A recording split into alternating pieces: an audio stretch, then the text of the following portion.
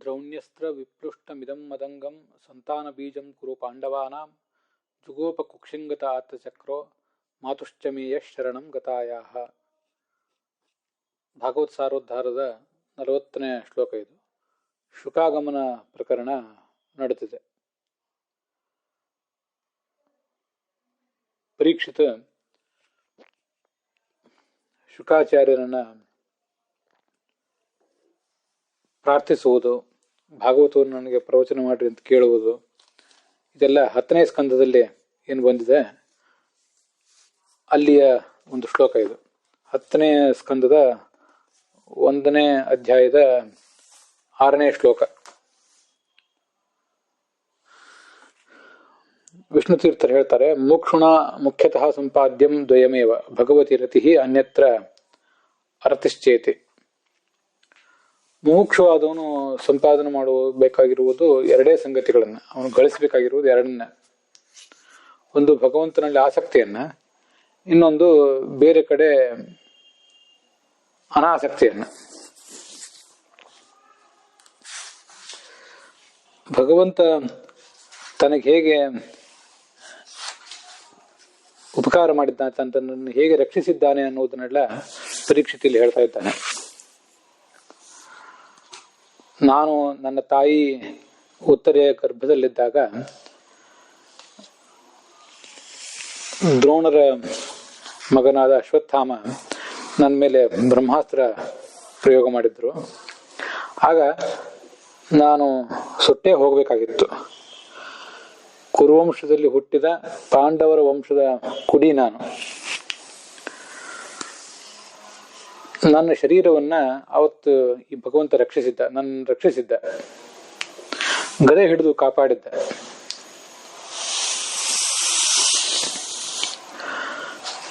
ಮತ್ತೆ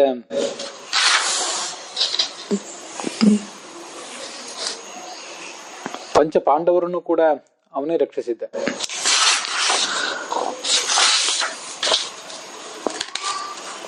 ನನ್ನ ತಾಯಿಯನ್ನು ಕೂಡ ಅವನು ರಕ್ಷಿಸಿದ್ದ ಅಂತ ಆ ಪರೀಕ್ಷಿತ ತನಗೆ ಭಗವಂತ ಮಾಡಿದ ಉಪಕಾರವನ್ನ ಹೇಳ್ತಾ ಇದ್ದಾನೆ.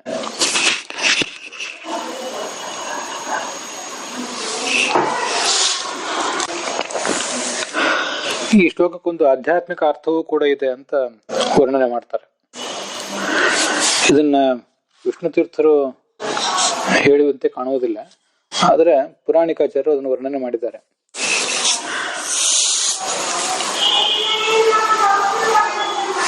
ಈ ಒಂದು ಯುದ್ಧ ನಡೆದಿದೆ. ಈ ಯುದ್ಧದಲ್ಲಿ ಸಾಧಕ ತನ್ನ ಇಂದ್ರಿಯಗಳ ಜೊತೆಗೆ ಹೋರಾಟ ಮಾಡ್ತಾ ಇದ್ದಾನೆ. ಆ ಕಡೆ ಕೌರವರ ಸೈನ್ಯ ಇದೆ, ಈ ಕಡೆ ಪಾಂಡವರ ಸೈನ್ಯ ಇದೆ.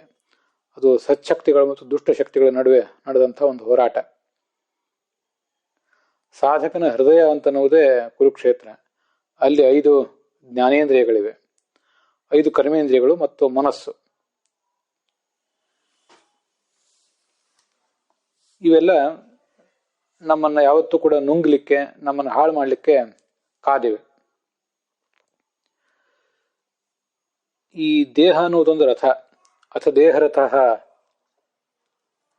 ಅಂತ ಐತ್ರೇಯ ಉಪನಿಷತ್ತು ಕೂಡ ಅದನ್ನ ವರ್ಣನೆ ಮಾಡಿದೆ. ಆ ಜೀವ ಮತ್ತು ಪರಮಾತ್ಮ ಇಬ್ರು ಕೂಡ ಅಲ್ಲಿದ್ದಾರೆ. ಬಿಂಬನಾದ ಪರಮಾತ್ಮ ಅದಕ್ಕೆ ಸಾರಥಿಯಾಗಿದ್ದಾನೆ.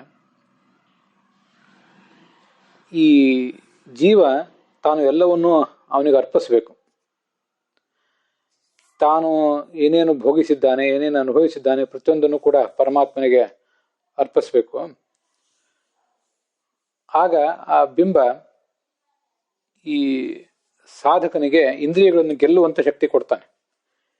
ವಿಷಯ ಪದಾರ್ಥಗಳ ಆಕರ್ಷಣೆಗೆ ಸಿಲುಕದಂತೆ ಮಾಡ್ತಾನೆ. ಆಗ ವೈರಾಗ್ಯ ಬರ್ತದೆ, ಇಂದ್ರಿಯ ಜಯ ಆಗ್ತದೆ, ತನಗೆ ಭಕ್ತಿಯೂ ಕೂಡ ಬರ್ತದೆ.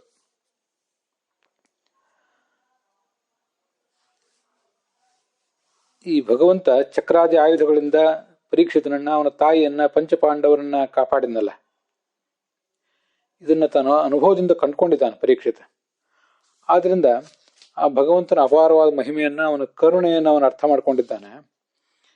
ಆದ್ರಿಂದ ಆ ಭಕ್ತಿಯನ್ನ ಭಗವಂತನಿಂದ ಅವನು ಪಡೆದಿದ್ದಾನೆ. ಅವನ ಮಹಿಮೆ ಗೊತ್ತಾಗಿದ್ದರಿಂದ ಇವನಿಗೆ ಅವನ ಬಗ್ಗೆ ಭಕ್ತಿಯೂ ಕೂಡ ಬಂದಿದೆ.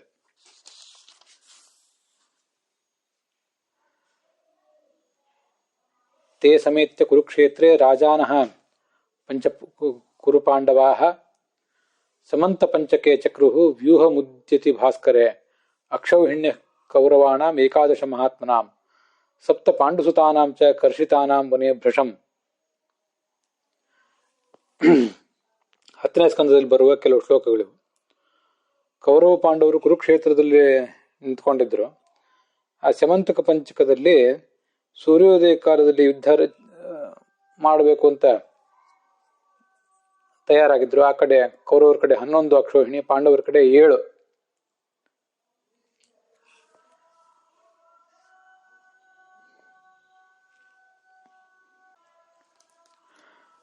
ಅಶ್ವತ್ಥಾಮ ಮತ್ತೆ ಶುಕ ಇಬ್ರು ಕೂಡ ರುದ್ರನ ಅವತಾರ ಭೂತರಾದವರೇ. ಹಿಂದೆ ಅಶ್ವತ್ಥಾಮ ಈ ಪರೀಕ್ಷಿತರನ್ನು ಕೊಲ್ಲಬೇಕು ಅಂತ ಹೊರಟಿದ್ರೆ, ಈಗ ಆ ಶುಕಾಚಾರ್ಯರು ಆ ಪರೀಕ್ಷಿತನನ್ನ ಸಂಸಾರದ ರೋಗದಿಂದ, ಸಂಸಾರದ ಭಯದಿಂದ ರಕ್ಷಿಸಬೇಕು ಅಂತ ಹೊರಟಿದ್ದಾರೆ. ಅದು ಹಿಂದೆ ಭಾಗವತದಲ್ಲಿ ಬಂದಿದೆ, 1ನೇ ಸ್ಕಂದದಲ್ಲಿ. ಗಂತುಂ ಕೃತಮತಿರ್ ಬ್ರಹ್ಮನ್ ದ್ವಾರಕಾಂ ರಥಮಾಸ್ಥಿತಃ ಅಂತ. ಈ ಕೃಷ್ಣ ದ್ವಾರಕೆಗೆ ಹೊರಡಬೇಕು ಅಂತ ರಥ ಏರಿ ನಿಂತಿದ್ದ. ಆಗ ಉತ್ತರೆ ಅವನ ಕಡೆ ಧಾವಿಸಿ ಬಂದ್ಲು. ದೇವದೇವ ಜಗತ್ಪತೆ, ನಿನ್ನನ್ನು ಬಿಟ್ರೆ ನನಗೆ ರಕ್ಷಕರು ಯಾರೂ ಇಲ್ಲ. ಒಂದು ಕಬ್ಬಿಣದ ಅಸ್ತ್ರ ನನ್ನ ಕಡೆಗೆ, ಕಾದ ಕಬ್ಬಿಣದ ಅಸ್ತ್ರ ನನ್ನ ಕಡೆ ಬರ್ತಾ ಇದೆ, ಅದು ನನ್ನನ್ನು ಸುಟ್ಟು ಹಾಕ್ಲಿ. ಆದರೆ ಮಾಮೇ ಗರ್ಭೋ ನಿಪಾತ್ಯತಾಂ, ನನ್ನ ಗರ್ಭಕ್ಕೆ ಅದರಿಂದ ಏನೂ ಹಾನಿ ಆಗದೆ ಇರಲಿ ಅಂತ ಅವಳು ಪ್ರಾರ್ಥನೆ ಮಾಡಿದ್ಲು.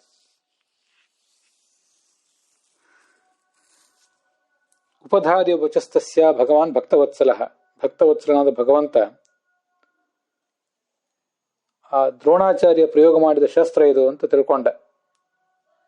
ಅಪಾಂಡವಮಿದಂ ಕರ್ತುಂ ದ್ರೋಣೇ ಶಸ್ತ್ರಂ ಅಬುದ್ಧತ, ಈ ಜಗತ್ತಿನಲ್ಲಿ ಪಾಂಡವರೇ ಇಲ್ಲದಂತೆ ಮಾಡಿಬಿಡ್ತೀನಿ ಅನ್ನುವುದು ಅವನ ಆಲೋಚನೆ ಆಗಿತ್ತು. ಅದನ್ನೆಲ್ಲ ಇವನು ತಿಳ್ಕೊಂಡ.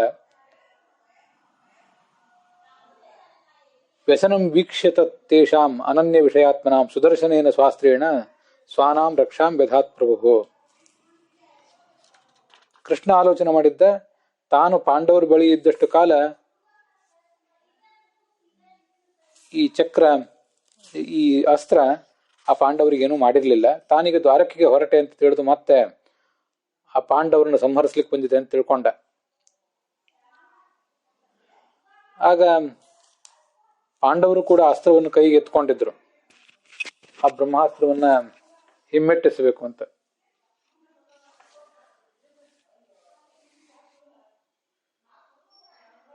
ಅವನು ಅವರನ್ನ ಚಕ್ರದಿಂದ ರಕ್ಷಿಸಿದ, ಚಕ್ರಾಯುಧದಿಂದ ಅವರೆಲ್ಲರನ್ನು ಕೂಡ ಕಾಪಾಡಿದ. ಸುದರ್ಶನೇನ ಸ್ವಾಸ್ತ್ರೇಣ ಸ್ವಾನಾಂ ರಕ್ಷಾಂ ವ್ಯಧಾತ್ ವಿಭುಃ. ಮುಂದೆ ಈ ಉತ್ತರೆ ಗರ್ಭದ ಒಳಗೆ ಅವನು ಆವರಿಸಿಕೊಂಡು ನಿಂತ್ಕೊಂಡ. ಬ್ರಹ್ಮಾಸ್ತ್ರ ಬಹಳ ಅಮೋಘವಾದದ್ದು, ಅದಕ್ಕೆಂದೂ ಯಾವುದೇ ಪ್ರತ್ಯಸ್ತ್ರ ಇಲ್ಲ, ಮತ್ತು ಅದು ವ್ಯರ್ಥ ಆಗುವಂಥದ್ದಲ್ಲ.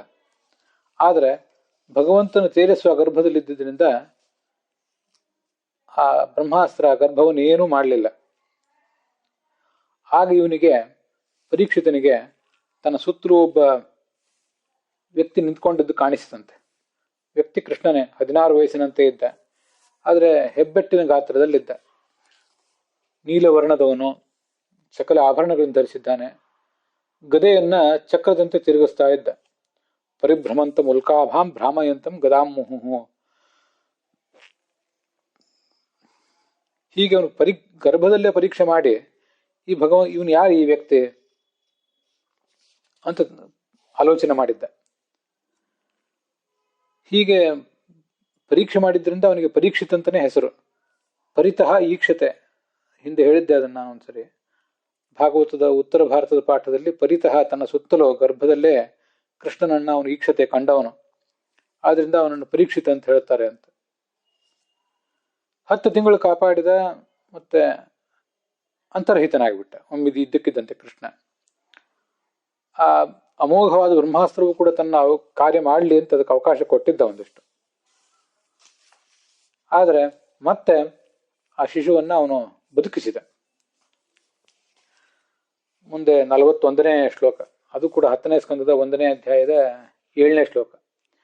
ವೀರ್ಯಾಣಿ ತಸ್ಯಾಖಿಲ ದೇಹಭಾಜಾಂ ಅಂತರ್ಬಹಿಃ ಪೂರುಷ ಕಾಲರೂಪೈ ಪ್ರಯಚ್ಛತೋ ಮೃತ್ಯುಮನಾಮಯಂ ಚ ಮಾಯಾ ಮನುಷ್ಯಸ್ಯ ವದಸ್ವ ವಿದ್ವನ್. ಇದು ಪರೀಕ್ಷಿತ ಆ ಶುಕಾಚಾರ್ಯರನ್ನು ಕೇಳುವಂಥ ಶ್ಲೋಕ. ತನ್ನ ಮಾಯೆಯಿಂದ, ತನ್ನ ಇಚ್ಛೆಯಿಂದ ಮನುಷ್ಯನಾಗಿ ಬಂದ ಕೃಷ್ಣನ ಲೀಲೆಗಳನ್ನು ನನಗೆ ವರ್ಣನೆ ಮಾಡ್ರಿ ಅಂತ ಕೇಳ್ತಾ ಇದ್ದಾನೆ.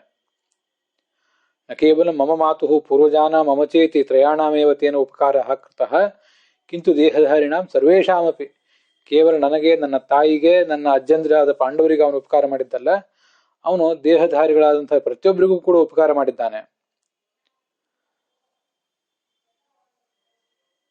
ಸರ್ವೇಷಾಂ ಉಪಕಾರಸ್ತು ಕೃಷ್ಣೇನ ಕಥಂ ಕೃತಃ. ಆದರೆ ಎಲ್ರಿಗೂ ಉಪಕಾರ ಮಾಡಿದ್ದಾನೆ ಅಂತ ಹೇಗೆ ಗೊತ್ತಾಗ್ತದೆ ಅಂತಂದ್ರೆ, ಅದಕ್ಕೆ ವಿಷ್ಣು ತೀರ್ಥರೇ ಹೇಳ್ತಾರೆ, ಸರ್ವೇಷಾಂ ದೇಹಧಾರಿಣಾಂ ಅಂತಃ ಪುರುಷೋ ನಿಯಾಮಕೋ. ಅವನು ಒಳಗೆ ಪುರುಷ ಎಂಬ ರೂಪದಿಂದ ಇದ್ದಾನೆ, ಹೊರಗಡೆ ಕಾಲ ಎಂಬ ರೂಪದಿಂದ ಇದ್ದಾನೆ. ಅದನ್ನ ಯಾರು ತಿಳ್ಕೊಂಡಿದ್ದಾರೆ, ಭಗವಂತ ಹೀಗೆ ಪುರುಷ ರೂಪದಿಂದ ಮತ್ತು ಕಾಲ ರೂಪದಿಂದ ಏನು ನಮಗೆ ಉಪಕಾರ ಮಾಡ್ತಿದ್ದಾನೆ ಅಂತ ತಿಳ್ಕೊಂಡ್ರೆ ನಮಗೆ ಕೃಷ್ಣನ ಮಹಿಮೆ ಅಂತ ಗೊತ್ತಾಗ್ತದೆ. ಅದನ್ನೇ ಬಿಂಬರೂಪ ಮತ್ತು ಕಾಲರೂಪ ಅಂತ ಇಲ್ಲಿ ವರ್ಣನೆ ಮಾಡಿದ್ದಾರೆ.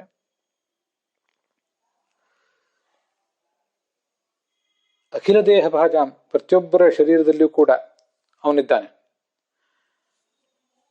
ಅಂತರ್ಬಹಿಹಿ ಪೂರುಷ ಕಾಲರೂಪೈಹಿ, ಪುರುಷ ಎಂಬ ರೂಪದಿಂದ ಇದ್ದಾನೆ ಮತ್ತು ಕಾಲ ಎಂಬ ರೂಪದಿಂದ. ಮತ್ತು ಆ ಮೃತ್ಯುವನ್ನ ಅವನು ತಡಿತಾ ಇದ್ದಾನೆ. ಈ ಜಗತ್ತಿನಲ್ಲಿ ಅಪಮೃತ್ಯು ಮೊದಲಾದ ಬರುವುದನ್ನು ತಡಿತಾನೆ. ಮತ್ತೆ ಈ ಮೃತ್ಯುವನ್ನು ಕೊಡ್ತಾನೆ ಅಂತ ಕೂಡ ಅದಕ್ಕೆ ಅರ್ಥ ಆಗ್ತದೆ. ಪ್ರಯಚ್ಛತೋ ಮೃತ್ಯು ಅನಾಮಯಂ ಚ. ಅನಾಮಯ ಅಂದ್ರೆ ಕ್ಷೇಮ, ಅನಾಮಯ ಅಂದ್ರೆ ಮುಕ್ತಿ. ಆ ಮುಕ್ತಿಯನ್ನು ಕೊಡ್ತಾನೆ. ಹಾಗೆ ಮೃತ್ಯು ಅಂದ್ರೆ ಸಂಸಾರವನ್ನು ಕೊಡ್ತಾನಂತೆ. ಮೃತ್ಯು ಅಂದ್ರೆ ಅಪಮೃತ್ಯುವನ್ನು ತಡೀತಾನೆ ಅಂತ ಒಂದು ಅರ್ಥ ಮಾಡಬಹುದು. ಇನ್ನೊಂದು, ಈ ಸಂಸಾರವನ್ನು ಅವನು ತಡೀತಾನೆ, ಸಂಸಾರವನ್ನು ಅವನು ನಮಗೆ ಕೊಡ್ತಾನೆ ಅಂತ. ತಡಿತಾನೆ ಅಂತ ಅನ್ನೋದು ಬೇಡ ಅರ್ಥ. ಪ್ರಯಚ್ಛತಃ ಅಂದ್ರೆ ಕೊಡ್ತಾನೆ ಅಂತ. ಹೇಗೆ ಕೊಡ್ತಾನೆ, ಯಾಕೆ ಕೊಡ್ತಾನೆ ಅಂದ್ರೆ, ನಮಗೆ ಸಂಸಾರ ಇದ್ದಿದ್ರಿಂದಲೇ ನಾವು ಮೋಕ್ಷವನ್ನು ಪಡ್ಕೊಂಡಿದ್ದೇವೆ. ಹೀಗೆ ಮೃತ್ಯು ಅಂದ್ರೆ ಸಂಸಾರ ಅನ್ನೋದು ನಮಗೆ ಮೋಕ್ಷಕ್ಕೆ ಕಾರಣ ಆಗಿದೆ. ಆ ಸಂಸಾರವನ್ನು ನಮಗೆ ಕೊಟ್ಟವನು ಅವನು, ಮತ್ತೆ ಮೋಕ್ಷವನ್ನು ಕೊಡುವವನು ಅವನೇ. ಬಂಧಕೋ ಭವಪಾಶೇಚನ ಭವಪಾಶೇನ ಭವಪಾಶಾಚ್ಚ ಮೋಚಕಃ ಕೈವಲ್ಯದ ಪರಂ ಬ್ರಹ್ಮ ವಿಷ್ಣುರೇವನ ಸಂಶಯ ಅಂತ ತತ್ವನಿರ್ಣಯದಲ್ಲಿ ಉದ್ಧೃತವಾದ ಒಂದು ಪುರಾಣ ವಾಕ್ಯ ಇದೆ. ಭವಪಾಶದಿಂದ ನಮ್ಮನ್ನು ಕಟ್ಟಿ ಹಾಕಿದವನು, ಅದರಿಂದ ನಮ್ಮನ್ನು ಬಿಡಿಸುವವನು, ಮತ್ತೆ ಕೈವಲ್ಯದ, ನಮಗೆ ಕೈವಲ್ಯವನ್ನು ಕೊಡುವವನು ಕೂಡ, ಮೋಕ್ಷವನ್ನು ಕೊಡುವವನು ಕೂಡ ಅವನೇ ಅಂತ. ಅವನು ಮಾಯಾ ಮನುಷ್ಯ, ಕೇವಲ ತನ್ನ ಮಾಯೆಯ ಕಾರಣದಿಂದಾಗಿ ಮನುಷ್ಯರಂತೆ ಇಲ್ಲಿ ಬಂದಿದ್ದಾನಷ್ಟೆ. ಅವನ ಶಕ್ತಿಗಳನ್ನ, ಪ್ರಭಾವಗಳನ್ನ ನನಗೆ ವರ್ಣನೆ ಮಾಡಿ ಹೇಳ್ರಿ ಅಂತ ಪರೀಕ್ಷಿತ ಆ ಶುಕಮುನಿಯನ್ನ ಕೇಳ್ತಾ ಇದ್ದಾನೆ.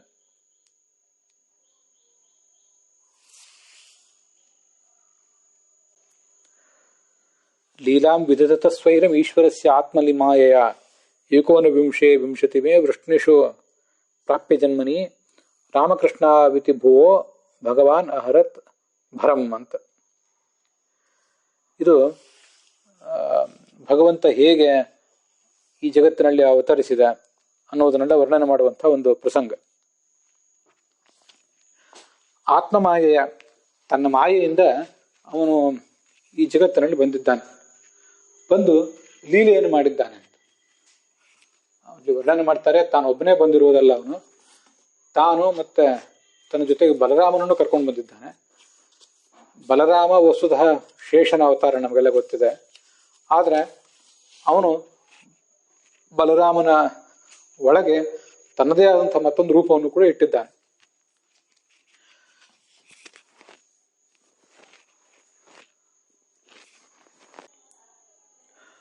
ಬಲರಾಮನ ವ್ಯಕ್ತಿತ್ವ ಅಂತ ಅನ್ನೋದು ಭಗವಂತನ ಅವತಾರ ಅಲ್ಲ, ಕೆಲವರು ಭಾವಿಸಿದಂತೆ.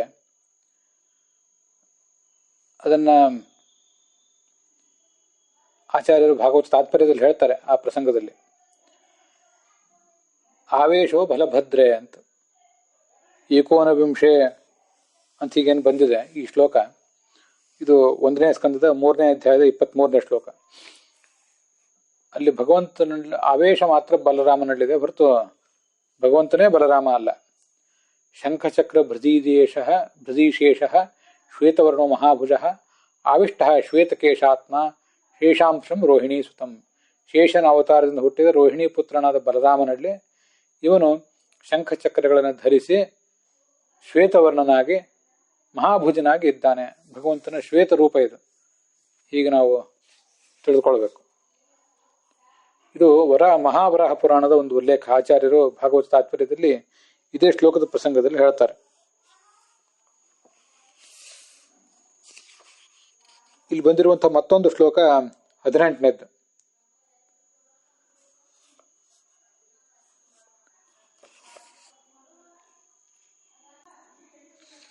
ಅದು 1ನೇ ಸ್ಕಂದದ 11ನೇ ಅಧ್ಯಾಯದ 18ನೇ ಶ್ಲೋಕ.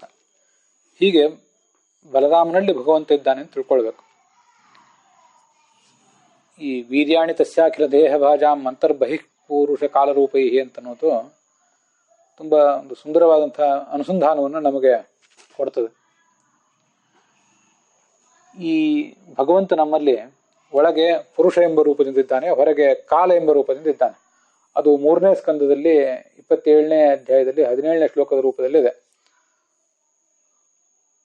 ಪುರುಷೋ ಹೃದಯಸ್ಥ ಪರಮಃ ಕಾಲ ಸರ್ವಗತೋ ಹರಿಹಿ. ಪುರುಷ ಅಂತ ಯಾರನ್ನು ಹೇಳಬೇಕು? ನಮ್ಮ ಹೃದಯದಲ್ಲಿರುವ ಭಗವಂತನನ್ನು ಪುರುಷ ಅಂತ ಹೇಳಬೇಕು.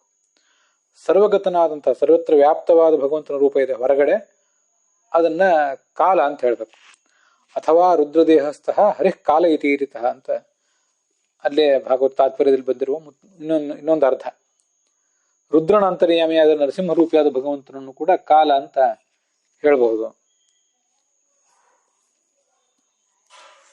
ಪುರುಷ ಅಂತ ಇಲ್ಲಿ ಬಂತಲ್ಲ, ಆ ಪುರುಷ ಎಂಬ ರೂಪದಿಂದ ಭಗವಂತ ಮಾಡುವುದು ಏನಣ್ಣ ಅನ್ನೋದನ್ನ ಶಾಸ್ತ್ರ ತುಂಬಾ ಸುಂದರವಾಗಿ ಹೇಳಿದೆ. ಅಂತಸ್ಥಃ ಪುರುಷೋ ನಾಮ ಜ್ಞಾನದ ಸರ್ವದೇಹಿನಾಂ ಬಹಿಸ್ಥ ಈಶ್ವರೋ ನಾಮ ಜ್ಞಾನಾದಿ ಫಲದೋ ಹರಿಹಿ. ಒಳಗೆ ನಮ್ಮೊಳಗೆ ಪುರುಷ ಎಂಬ ರೂಪದಿಂದಿದ್ದಾನೆ. ಜ್ಞಾನಾದಿ ಫಲದೋ ಹರಿಹಿ. ಜ್ಞಾನವನ್ನು ಕೊಟ್ಟು ನಮಗೆ ಫಲವನ್ನು ಕೂಡ ಅವನು ಕೊಡ್ತಾನೆ. ಆ ಜ್ಞಾನದ ಫಲವನ್ನು. ಬಹಿಸ್ಥ ಈಶ್ವರೋ ನಾಮ, ಹೊರಗಡೆ ಈಶ್ವರ ಎಂಬ ರೂಪದಿಂದಿದ್ದಾನೆ. ನಮಗೆ ಒಳಗಡೆ ಇದ್ದು ಪುರುಷ ರೂಪದಿಂದ ಜ್ಞಾನ ಕೊಡ್ತಾನೆ, ಹೊರಗಡೆ ಈಶ್ವರ ಎಂಬ ರೂಪದಿಂದ ಇದ್ದು ಅಥವಾ ಕಾಲ ಎಂಬ ರೂಪದಿಂದ ಇದ್ದು ಅಂತ ತಿಳ್ಕೊಳ್ಬಹುದು. ಜ್ಞಾನದ ಫಲವನ್ನು ಕೊಡ್ತಾನೆ.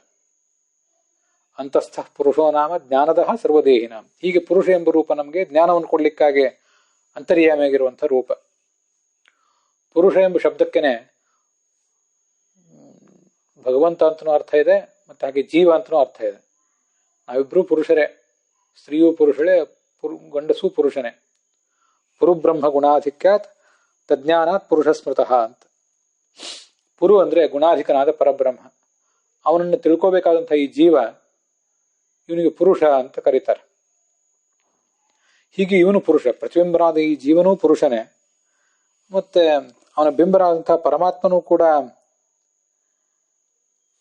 ಪುರುಷ ಅಂತಾನೆ ವಾಚ್ಯನಾಗಿದ್ದಾನೆ.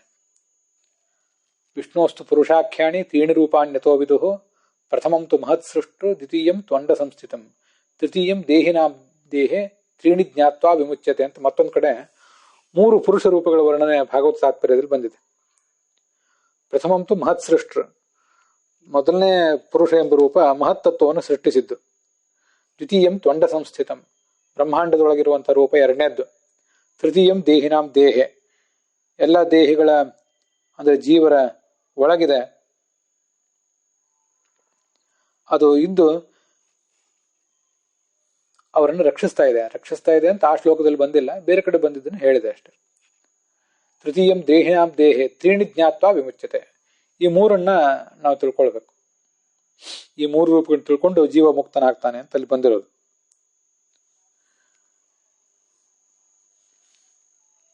ನಾವು ಪುರುಷ ಸೂಕ್ತದಿಂದ ಭಗವಂತನಿಗೆ ಅಭಿಷೇಕ ಮಾಡುವಾಗೆಲ್ಲ ಪುರುಷ ಎಂಬ ರೂಪ ಬ್ರಹ್ಮಾಂಡದ ಎಲ್ಲ ಕಡೆ ಇದೆ. ಅಂಡ ಸಂಸ್ಥಿತಂ, ಹೊರಗಿರುವ ರೂಪಕ್ಕೂ ಪುರುಷ ಅಂತ ಹೆಸರು ಇದ್ದೇ ಇದೆ.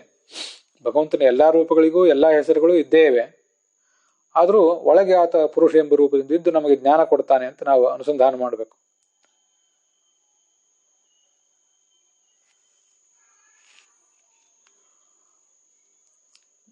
ನಾವೇನ್ ಕರ್ಮ ಮಾಡಿದ್ದೀವಿ ಅದು ಕಾಲ ಬಂದಾಗ ಅದು ಪಕ್ವವಾಗಿ ನಮಗೆ ಫಲ ಕೊಡ್ತದೆ. ಯಾರಿಗೂ ಕೂಡ ಸತ್ಕರ್ಮ ಮಾಡಿದ ಕೂಡಲೇ, ಯಾಗ ಸಂಧ್ಯಾ ವಂದನೆ ಮೊದಲಾದ ಸತ್ಕರ್ಮ ಮಾಡಿದ ಕೂಡಲೇ ಸ್ವರ್ಗ ಏನು ಸಿಗೋದಿಲ್ಲ. ಬ್ರಹ್ಮಹತ್ಯೆ ಮಾಡಿದ ಕೂಡಲೇ ನರಕ ಅಂತೇನು ಬರೋದಿಲ್ಲ. ಆದರೂ ಅದರ ಫಲವನ್ನೆಲ್ಲ ಭಗವಂತ ಆಯಾ ಕಾಲಕ್ಕೆ ತಕ್ಕಂತೆ ನಮಗೆ ಉಣಿಸ್ತಾನೆ. ಹೀಗೆ ಆ ಪುರುಷನ ರೂಪದ ಅದು ಉಪಾಸನೆ. ಪೂರ್ಣತ್ವಾತ್ ಪುರುಷ ಸ್ಮೃತ ಅಂತ ಉಪನಿಷತ್ ಭಾಷ್ಯದಲ್ಲಿ ಮತ್ತೊಂದು ಕಡೆ ಬಂದಿದೆ. ಭಗವಂತನನ್ನ ಪುರುಷ ಅಂತ ನಾವು ಯಾಕೆ ಹೇಳಬೇಕು ಅಂದ್ರೆ ಅವನು ಪೂರ್ಣ ಆದ್ದರಿಂದ ಅಂತ.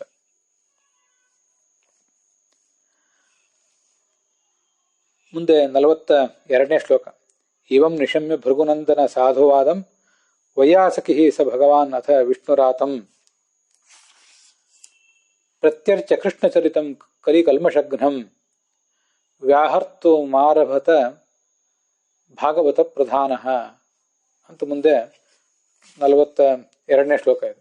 ಇದು ಕೂಡ 10ನೇ ಸ್ಕಂದದ 1ನೇ ಅಧ್ಯಾಯದ 14ನೇ ಶ್ಲೋಕ. ಎಲ್ಲವನ್ನೂ ನನಗೆ ಹೇಳ್ರಿ ಅಂತ ಇವನು ಕೇಳಿದ್ನಲ್ಲ, ಅದರಲ್ಲಿ ಒಂದು ಶ್ಲೋಕ ನಾನು ಕಳೆದ ದಿವಸನೇ ಹೇಳಿದ್ದೆ, 12ನೇ ಶ್ಲೋಕ. ಏತದನ್ಯಚ್ಚ ಸರ್ವೊಮ್ಮೆ ಮುನೇ ಕೃಷ್ಣ ವಿಚೇಷ್ಟಿತಂ ವಕ್ತುಮರ್ಹಸಿ ಧರ್ಮಜ್ಞ ಶ್ರದ್ಧಾನಾಯ ವಿಸ್ತರಾತ್. ಶ್ರದ್ಧೆಯಿಂದ ನಾನು ಕೇಳ್ತಾ ಇದ್ದೀನಿ, ನನಗೆ ನೀವು ಇದನ್ನು ಹೇಳಬೇಕು ಅಂತ ಕೇಳಿದೆ. ನೈಷಾ ಅತಿ ದುಸ್ಸಹ ಕ್ಷುನ್ಮಾಂ ತ್ಯಕ್ತೋದಾಮಪಿ ಬಾಧತೆ ಪಿಬಂತಂ ತ್ವನ್ಮುಖಾಂಭೋಜಾತ್ ಸೃತಂ ಹರಿಕಥಾಮೃತಂ. ನಿನ್ನ ಮುಖದಿಂದ ಹೊರಸೂಸುವಂಥ ಈ ಕೃಷ್ಣನ ಕಥೆಯನ್ನು ನಾನು ಪಾನ ಮಾಡಬೇಕು ಅಂತ ಅಪೇಕ್ಷೆ ಪಟ್ಟಿದ್ದೇನೆ. ನನಗಿದು ತುಂಬಾ ಆಪ್ಯಾಯಮಾನವಾಗಿದೆ. ಆದ್ರಿಂದ ನೀವು ನನಗದನ್ನು ವರ್ಣನೆ ಮಾಡಬೇಕು ಅಂತ ಕೇಳಿದ್ದೆ ಅವನು. ಆವಾಗ ಬರುವುದು ಈ ಶ್ಲೋಕ, ಏವಂ ನಿಶಮ್ಯ ಭೃಗುನಂದನ ಸಾಧುವಾದಂ ಅಂತ.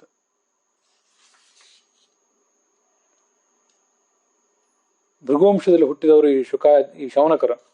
ಅವರನ್ನು ಉದ್ದೇಶಿಸಿ ಸೂತ್ರ ಹೇಳಿದರು, ಪರೀಕ್ಷಿತ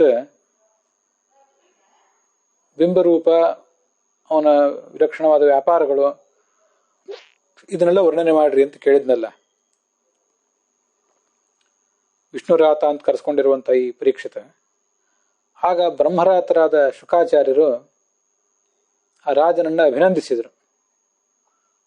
ಪ್ರತ್ಯರ್ಚ ಕೃಷ್ಣಚರಿತಂ, ಪ್ರತ್ಯರ್ಚ ಅವನನ್ನು ಅಭಿನಂದಿಸಿ, ಪ್ರತಿಯಾಗಿ ಅಭಿನಂದಿಸಿ, ಒಳ್ಳೆ ಪ್ರಶ್ನವನ್ನೇ ಕೇಳಿದ್ದೆ ಅಂತ ಕೇಳಿ ಅದನ್ನು ಹೇಳಲಿಕ್ಕೆ ತೊಡಗಿದರು. ಸಮ್ಯಕ್ ವ್ಯವಸಿತ ಬುದ್ಧಿ ತವ ರಾಜರ್ಷಿ ಸತ್ತಮ. ಅವರು ಅಭಿನಂದಿಸುವ ಶ್ಲೋಕ ಹೀಗಿದೆ ಭಾಗವತದಲ್ಲಿ 10ನೇ ಸ್ಕಂದದಲ್ಲಿ. ರಾಜರ್ಷಿಯೇ, ನಿನ್ಗೆ ಒಳ್ಳೆ ಬುದ್ಧಿ ಬಂದಿದೆ. ವಾಸುದೇವ ಕಥಾಯಾಂತೆ ಸದ್ಯಜಾತ ನೈಷ್ಠಿಕೀ ರತಿ. ಭಗವಂತನ ಕಥೆಯನ್ನು ಕೇಳಬೇಕು ಅಂತ ನಿನಗೊಂದು ಅಪೇಕ್ಷೆ ಬಂದಿದೆಯಲ್ಲ, ಆದ್ರಿಂದ ನಿನಗೆ ಇಂಥ ಆಲೋಚನೆ ಬಂದಿದೆ. ವಾಸುದೇವ ಕಥಾ ಪ್ರಶ್ನ ಪುರುಷಾನ್ ಸ್ತ್ರೀನ್ ಪುನಾತಿ ವಕ್ತಾರಂ ಪೃಚ್ಛಕಂ ಶ್ರೋತ್ರಂ ತತ್ಪಾದ ಸರಿಲಂ ಯಥ ಅಂತ. ಭಗವಂತನ ಕಥೆಯನ್ನು ಕುರಿತಾದ ಪ್ರಶ್ನೆ, ಇದನ್ನು ನೀವು ನನಗೆ ಹೇಳಿರಿ ಅಂತ ಯಾರು ಪ್ರಶ್ನೆ ಮಾಡಿದರೆ, ಆ ಒಂದು ಪ್ರಶ್ನೆ ಮತ್ತೆ ಅದು ಕಾರ್ಯರೂಪಕ್ಕೆ ಬಂದ್ರೆ ಸ್ತ್ರೀನ್ ಪುನಾತಿ 3 ವ್ಯಕ್ತಿಗಳನ್ನು ಪಾವನ ಮಾಡ್ತದಂತೆ. ಯಾರನ್ನಂದ್ರೆ ವಕ್ತಾರಂ ಹೇಳುವ ಆಚಾರ್ಯನನ್ನ, ಪೃಚ್ಛಕಂ ಅದಕ್ಕೆ ಸಂಘಟಕನಾಗಿ ಆ ಪ್ರವಚನವನ್ನು ಏರ್ಪಡಿಸಿದ ಯಜಮಾನನನ್ನ, ಮತ್ತೆ ಶ್ರೋತ್ರನ್ ಅಲ್ಲಿರುವ ಶ್ರೋತ್ರಗಳನ್ನ, ಈ ಮೂವರನ್ನು ಅದು ಪಾವನ ಮಾಡ್ತದೆ ಅಂತ. ತತ್ಪಾದ ಸಲಿಲಂ ಯಥಾ. ಆ ಭಗವಂತನ ಪಾದದಿಂದ ಹೊರಬಂದಂಥ ನೀರು, ಶಾಲಗ್ರಾಮಾದಿಗಳಿಗೆ ವಿಗ್ರಹಗಳಿಗೆ ನಾವು ಮಾಡಿದ ಅಭಿಷೇಕದ ನೀರು, ಮತ್ತೆ ಗಂಗಾ ಜಲ ಏನಿದೆ, ಇದು ಹೇಗೆ ಎಲ್ಲರನ್ನೂ ಪವಿತ್ರವನ್ನಾಗಿ ಮಾಡ್ತದೆ, ಹಾಗೆ ಇದು ಕೂಡ, ಈ ಪ್ರಶ್ನೆಯೂ ಕೂಡ ಎಲ್ಲರನ್ನೂ ಪವಿತ್ರವನ್ನಾಗಿ ಮಾಡ್ತದೆ ಅಂತ ಅದರ ತಾತ್ಪರ್ಯ.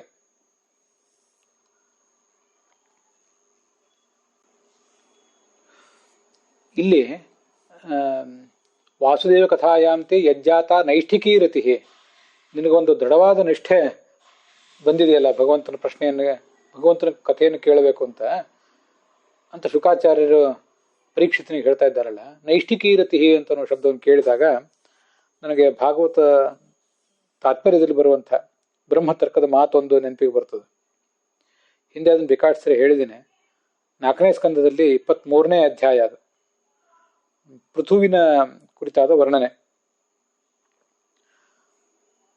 ಅಪರೋಕ್ಷತೆಯ ವೃತ್ತಿಜ್ಞಾನ ಭೇದ ನಿರೀಕ್ಷಣಂ ಸ್ವರೂಪಜ್ಞಾನ ಸಂಸ್ಥಿತ್ಯ ಜ್ಞಾನತ್ಯಾಗವುದೀರ್ಯತೆ ಸ್ವರೂಪಜ್ಞಾನತ ಸಮ್ಯಕ್ ಗತಿರ್ ವಿಷ್ಣು ಕಥಾಸುಚ ಇತಿ ಬ್ರಹ್ಮತರ್ಕೆ. ಅಲ್ಲಿ ಭಾಗವತದ ಶ್ಲೋಕ ಬಂದಿದೆ. ಛಿನ್ನಾನ್ಯಧೀರತಿಗತಾತ್ಮಗತಿರ್ ನಿರೀಹ ತತ್ಯಜೇತ್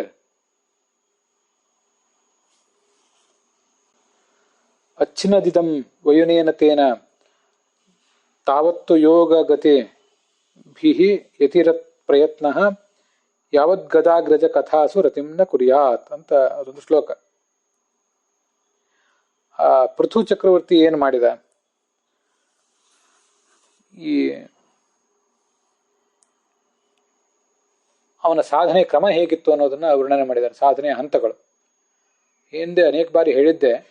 ಮತ್ತೆ ಅದನ್ನು ಪೃಥು ಚಕ್ರವರ್ತಿ ಮತ್ತು ಈ ಪರೀಕ್ಷಿತ ಇವರ ಜೀವನದಲ್ಲಿ ನಾವು ಕಂಡುಕೊಂಡಾಗ ನಮ್ಗದಷ್ಟು ಮನವರಿಕೆ ಆಗ್ತದೆ ಅಂತ ಅದಕ್ಕಾಗಿ ನೆನಪು ಮಾಡ್ಕೊಂಡಿದ್ದೇನೆ. ನಾವೀಗ ಜ್ಞಾನವನ್ನು ಪಡ್ಕೊಂಡಿರುವುದು ಕೇವಲ ಪರೋಕ್ಷ ಜ್ಞಾನ.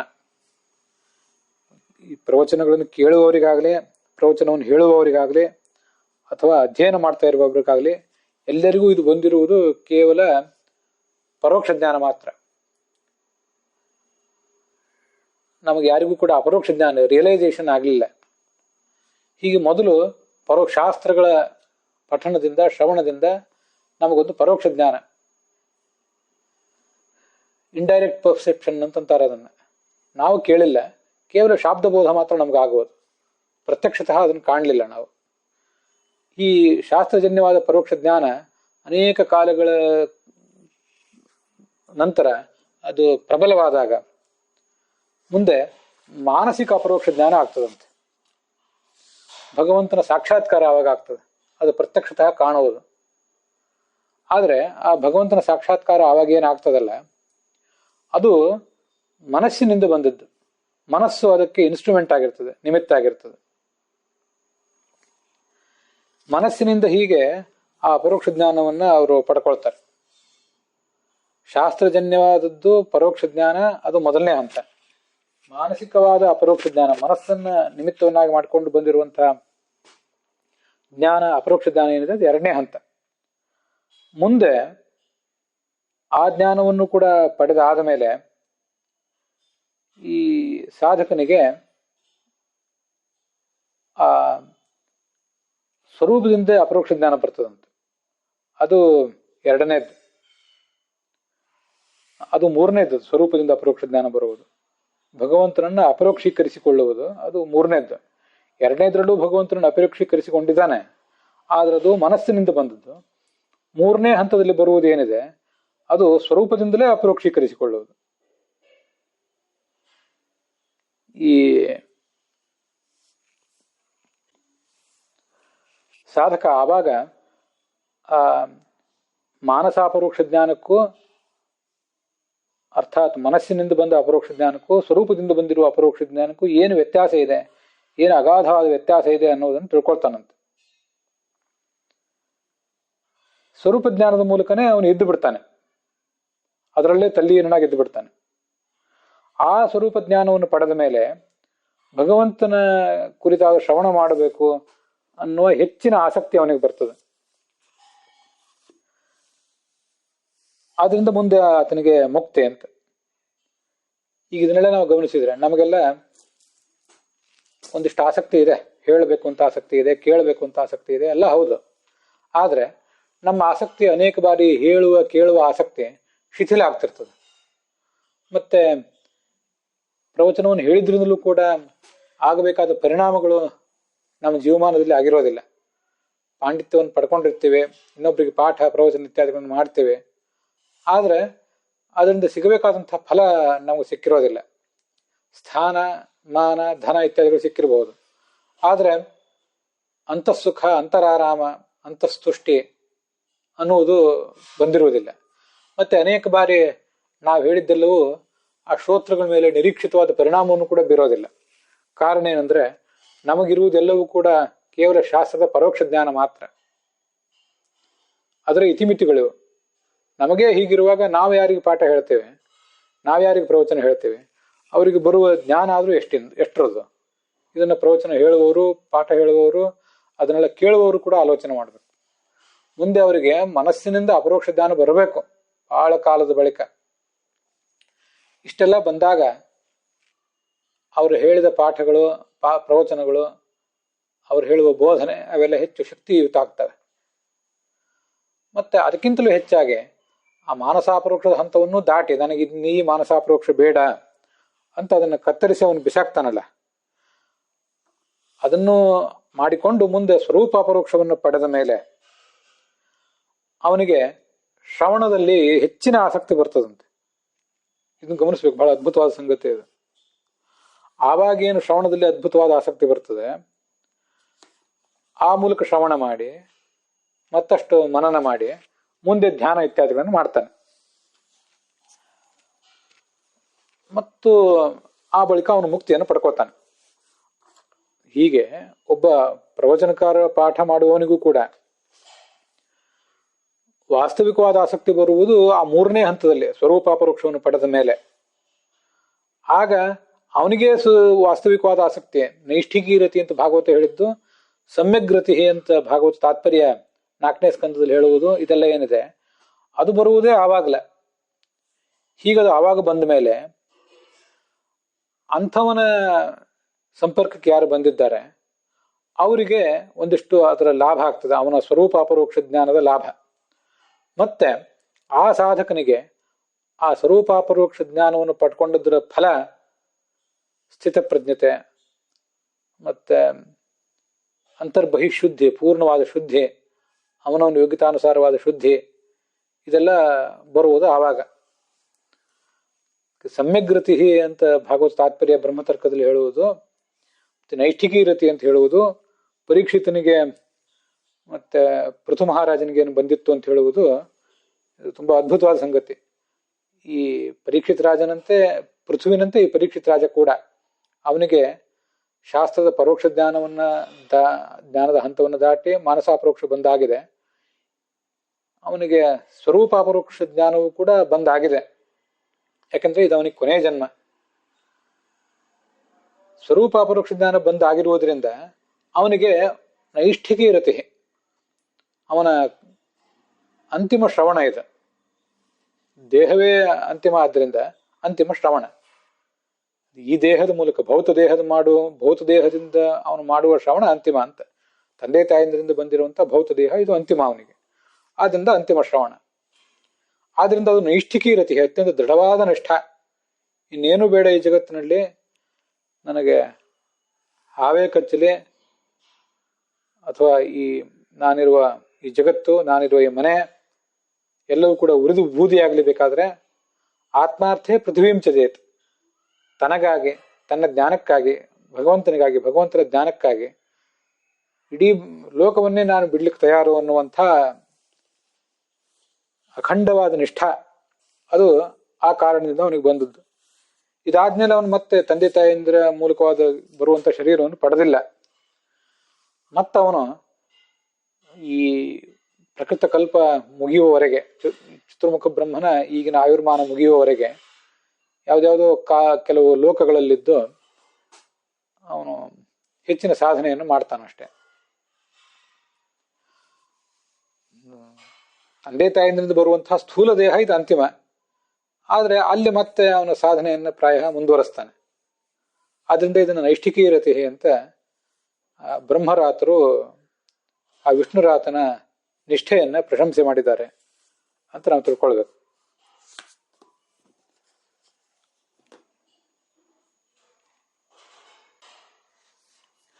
ಅಲ್ಲಿಗೆ ಈ ಸಂಕ್ಷಿಪ್ತ, ಅಲ್ಲಿಗೆ ಈ ಶುಕಾಗಮನ ಪ್ರಕರಣ ಅನ್ನುವಂಥ ಪ್ರಕರಣ, 3ನೇ ಪ್ರಕರಣ ಮುಕ್ತಾಯ ಕಂಡಿದೆ. 4ನೇದ್ದು ಮುಂದೆ ಸಂಕ್ಷಿಪ್ತ ಶಾಸ್ತ್ರಾರ್ಥ ಪ್ರಕರಣ ಅಂತ ಆ ಪ್ರಕರಣ, ಮತ್ತೆ 43ನೇ ಶ್ಲೋಕ ಅದು ಇನ್ನು ಮುಂದೆ ನಾವು ಕೇಳಬೇಕಾಗಿದೆ. ಅಲ್ಲಿಗೆ ಈ ಭಾಗ ಸಮಾಪ್ತವಾಗಿದೆ.